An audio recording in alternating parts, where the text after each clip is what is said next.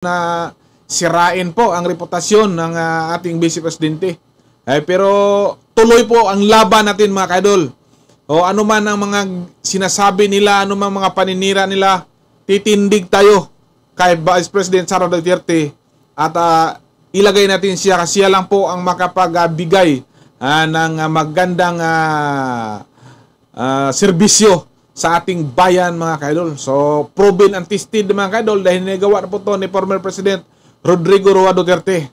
So, si VP Sara, 100% magaganda din ang sitwasyon sa ating bansa mga kaidol. So, yun lang pong layunin natin, lahat po tayong mga didiis. Huwag natin pabayaan at todo suporta tayo kay Vice President Sara Duterte mga kaidol. So, para malaman po ninyo mga kaidol yung issue na to, at para lang po sa mga ibang hindi pa nakalam tong balita na to, at least ma-inform kayo at i-share po nitong video nito mga kaidol para mapaabot po sa ibang mga Duterte supporters na may knowledge sila tungkol po dito sa plano po sa yung tinatawag ng US Deep State mga kaidol.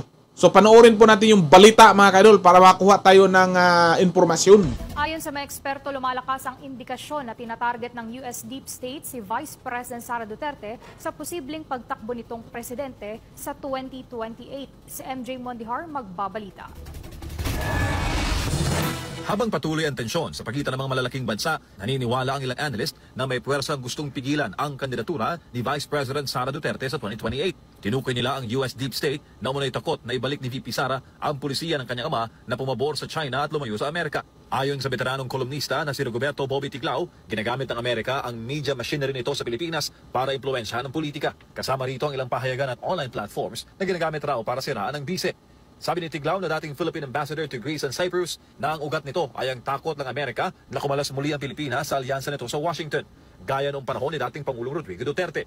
Sangayon dito ang geopolitical analyst na si Professor Ana Malinduguy. Ayon sa kanya, ayaw ng US Deep State na mawala ang kontrol nila sa Pilipinas. Isang senaryo na maaaring mangyari kung si VP Sara ang maging Pangulo ng bansa. Ang pinakamalaking ang pinakamalaking hamon at magiging block niya talaga is the Americans or the United States, and specifically yung Deep State, which ang Deep State basically is the military-industrial complex. Giit ni Uy, nadadamay ang Pilipinas sa kompetisyon ng China at US sa global power.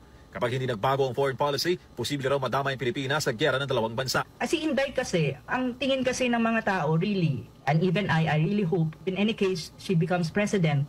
If in any case, in 2028, we don't know kasi ang daming nangyayari, ang domestic politics and external forces nakikialam. Pero if really it's her destiny to be the president of the country in a matter of time,